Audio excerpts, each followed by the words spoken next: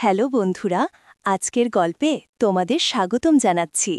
তোমাদের কাছে আমার একটা অনুরোধ রইল, যদি আমাদের এই চ্যানেলের প্রথমবার এসে থাকো তাহলে চ্যানেলটি সাবস্ক্রাইব করো, গল্পটা শেষ পর্যন্ত শুনো, খুব মজা পাবে। তাহলে চলো গল্প শুরু করি। আমার নাম সুমাইয়া, আমার বয়স 23 বছর। আমি একজন বিবাহিত মহিলা। আমার স্বামীর নাম আবির, সে একটা সরকারি অফিসে চাকরি করে। আমাদের বিয়ে হয়েছে প্রায় 2 বছর হলো, কিন্তু এখনও আমাদের কোনো সন্তান হয়নি।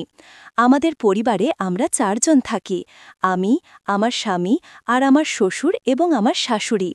আমরা সবাই আমাদের জীবনে খুব খুশি ছিলাম, একে অপরের সঙ্গে হাসি খুশি ভাবে সুন্দরভাবে দিন কাটাতাম।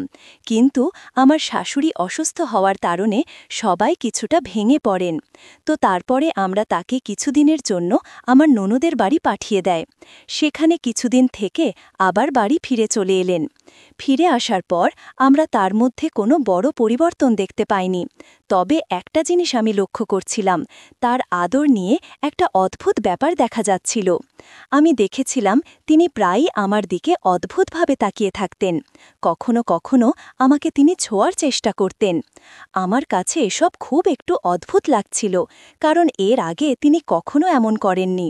মনে মনে ইচ্ছে হচ্ছিল আবিরকে ফোন করে সব বলে দিই, কিন্তু তারপর ভয় হলো, যদি আবির আমার কথায় বিশ্বাস না করে তাহলে আবার আমি কি করব।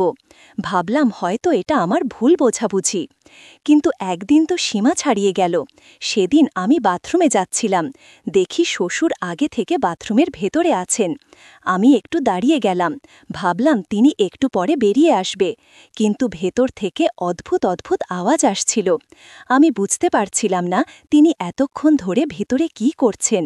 তাকে ডাকার চেষ্টা করলাম, কিন্তু মনে হয় তারপর ভাবলাম তিনি যে কোনো সময় বেরিয়ে আসতে পারেন। তাই আমি আমার ভোরে আবার ফিরে গেলাম। প্রথমে মনে হচ্ছিল আবিরকে সব বলে দিই, কিন্তু আবার সেই ভয়, যদি সে আমার কথা না মানে। এই ভেবে আমি সারা রাত জেগে রইলাম, ঘুমিয়ে এলো না। ভেতরে ভেতরে খুব অস্থির লাগছিল। কয়েকদিন ধরে যা যা হচ্ছিল সবই খুব অদ্ভুত মনে হচ্ছিল। রাতে আবির আমাকে ভালোবাসতে চাইল, কিন্তু আমি বললাম আজ আমার মন ভালো নেই, এই বলে মুখ ফিরিয়ে শুয়ে পড়লাম। সারা রাত জেগে কেটে গেল। সকালে আবিরকে শহরে বাইরে কাজে যেতে হলো, একটা মিটিংয়ের জন্য। সে 7 দিনের জন্য যাচ্ছিল। আমি তার ব্যাগ গুছিয়ে দিলাম, টিফিন বানিয়ে দিলাম। কিছুক্ষণ পর সে কাজে বেরিয়ে গেল। এখন বাড়িতে শুধু আমি, আমার শ্বশুর এবং আমার শাশুড়ি ছিলাম। ভয়ে আমার হাত পা কাঁপছিল, প্রতিটা মুহূর্ত যেন শতাব্দীর মতো কাটছিল। সারাদিন আমি বাড়ির কাজে ব্যস্ত রইলাম। আমার শাশুড়ি তো অসুস্থ হয়ে পড়েছিল। কাজ শেষ করে ঘরে এসে শুয়ে পড়লাম। আগের রাতে ঘুম হয়নি, তাই এখন ঘুমে চোখ ভার হয়ে আসছিল প্রায়। বিকেল 5টা বাজে, কখন যে চোখ বন্ধ হয়ে গেল আমি টেরই পাইনি। সাধারণত আমি শাড়ি পরি, কিন্তু গরমের জন্য কয়েকদিন ধরে সালোয়ার কুর্তি পরছিলাম। আমার শরীর তখন ঘামে ভিজে গিয়েছিল। আমি পাখার নিচে শুয়েছিলাম। প্রায় 1.5 ঘন্টা পর আমার মনে হলো কেউ আমাকে অদ্ভুতভাবে ছুঁচ্ছে। প্রথমে ভাবলাম স্বপ্ন দেখছি, মনে হচ্ছিল হয়তো আবিরের সঙ্গে আছি। কিন্তু হঠাৎ ঘুম ভেঙে গেল। ধরফর করে উঠে বসলাম। কাপড় ঠিক করতে করতে দেখি শ্বশুর আমার পাশে বসে আছে। তাকে দেখে আমি চমকে গেলাম। জিজ্ঞেস করলাম, বাবা কি হয়েছে, আমার কাছে কিছু দরকার ছিল? শ্বশুর বললেন, বৌমা, আমার চা খেতে ইচ্ছা করছিল, তোমাকে অনেকবার ডেকেছি, তুমি শোনোনি তো, তাই আমি দেখলাম তুমি আরামেই ঘুমাচ্ছ। ভাবলাম ঘুমন্ত বৌমাকে জাগিয়ে কি হবে, আমি নিজে চা বানিয়ে নেই, আর তুমি জেগে গেলে তোমাকে বলতে এলাম। তার কথা শুনে আমি বুঝলাম তিনি কোনো খারাপ উদ্দেশ্য নিয়ে আসেননি।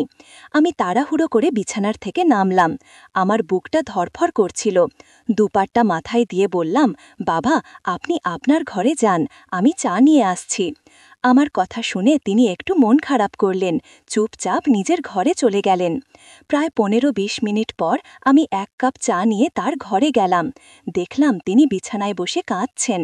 আমি জিজ্ঞেস করলাম, কি হলো বাবা, আপনি কেন কাঁদছেন, কোনো সমস্যা হয়েছে?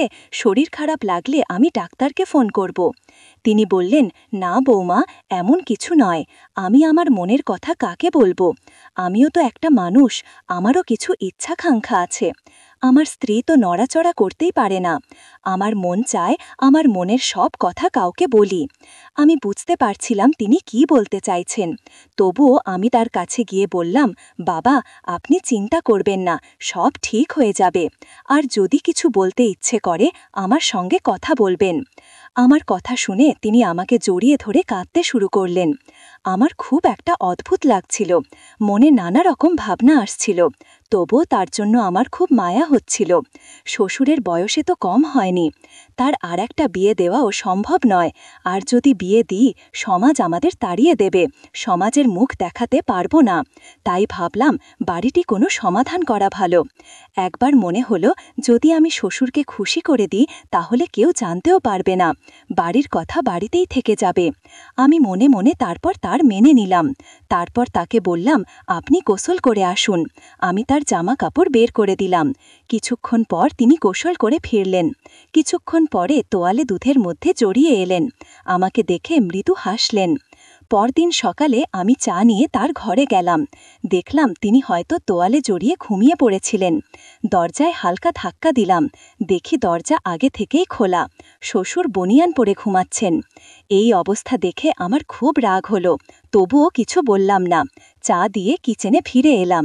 প্রায় 1.5 ঘন্টা পর তিনি কিচেনে এসে বললেন, বৌমা, একটু তেল গরম করে আমার ঘরে নিয়ে এসো তো, আমার মাথার শরীর একটু মালিশ করে দাও। এবার আমার মনে হলো তার নিয়ত ভালো নয়, কিন্তু আমার কাছে কোনো প্রমাণ ছিল না। কিছুক্ষণ পর আমি তেল গরম করে তার ঘরে নিয়ে গেলাম। বললাম, বাবা, এই নিন তেল, আপনি নিজেই লাগিয়ে নিন, আমার আজ অনেক কাজ আছে, কাপড়ও ধুতে হবে। তিনি বললেন, বৌমা, মাথায় আমি নিজে লাগিয়ে নেব, কিন্তু পিঠে আমার হাত পৌঁছায় না, তুমি পিঠে মালিশ করে দাও। এই বলে তিনি বিছানায় উপুর হয়ে শুয়ে পড়লেন। সকাল থেকে আমার তার ওপর খুব রাগ হচ্ছিল, তবুও আমি তার পিঠে মালিশ শুরু করলাম। প্রায় 10 মিনিট পর তিনি পাশে ফিরে বললেন, বৌমা, তোমার তো হাত খারাপ হয়ে গেছে, তাহলে একটু পেটেও মালিশ করে দাও। আমি না চাইতেও তার সব কথা মানছিলাম, 2 হাতে তার মালিশ করছিলাম। যদি শাশুড়ি অসুস্থ না থাকতো তাহলে আমাকে এসব করতে হতো না। এই 7 দিনে আবির ছাড়া আমার এত খারাপ অবস্থা, তাহলে শ্বশুর শাশুড়ি কিভাবে থাকেন? আমি এই ভাবনায় ডুবেছিলাম। হঠাৎ সব ছেড়ে ঘরের ভেতরে চলে এলাম। কিছুক্ষণ পর আমার ঘরে এলেন, বললেন, কি হলো বৌমা, তুমি সব ছেড়ে এখানে চলে এলে কেন? আবিরের জন্য মন খারাপ করছে, তার জন্য মন বসছে না। তুমি আমাকে বলো, তোমার কি সমস্যা? তোমার যা খুনুর কি আছে আমি সঙ্গে সঙ্গে পূরণ করে দেব। আমি তোমাকে আমার মেয়ের মতোই দেখি, আমি তোমাকে মেয়ের মতো ভালোবাসি। আমি কখনো চাই না তুমি কোনোভাবে কষ্ট, তুমি তো আমার আদরের মেয়ে। আমি তার পায়ে পড়ে গেলাম, বললাম, বাবা, আমি আপনাকে অনেক ভুল বুঝেছি, আপনি আমাকে মাফ করে দিন। এতদিন ধরে আমি ভেবেছি আপনি আমার উপর খারাপ নজর রেখে, তাই আমি আপনার থেকে দূরে থাকছিলাম। কিন্তু এখন বুঝতে পারছি আবির 5 দিন গেছে আর আমি তার জন্য এত অস্থির হয়েছি। আর আপনার স্ত্রী অনেক দিন হলো অসুস্থ হয়ে পড়ে আছেন। আমি যদি আপনার মন খারাপ করে থাকি আমাকে মাফ করে দিন। এখন থেকে আমি আপনার সব দিকে খেয়াল রাখব, আপনার মেয়ে হয়ে থাকব। তো বন্ধুরা, এই ছিল আমাদের আজকের গল্প।